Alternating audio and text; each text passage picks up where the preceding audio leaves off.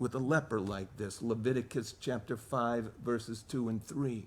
If you touched a leper, you are unclean. But in the case of Jesus, it's just the opposite. The words and actions of Jesus immediately cleansed the unclean leper. Jesus could have just spoke and healed him, but his putting out his hand to touch him was significant because it was illegal to touch a leper. But as soon as Jesus touched him, he was no longer a leper. And it's no different spiritually, as such miracles were meant to portray. It's why the Lord's miracles are called signs. They're meant to point to something. Point means just walking around doing magic tricks. This points to a spiritual reality, a principle.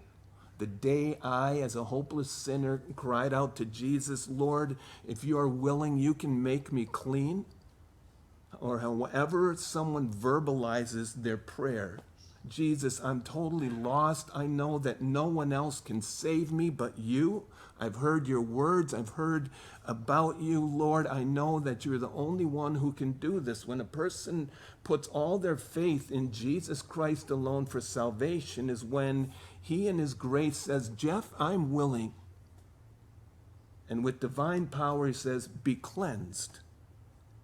And I don't know how it was for you. Maybe it took a while to sink in, but the minute I raised my head, I knew that I was free. I knew that something dramatic happened. Never drank again, never took drugs again, which I was, hooked upon.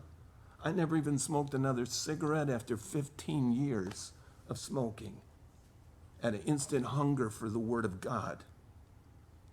And a joy I never experienced before, man, and a peace.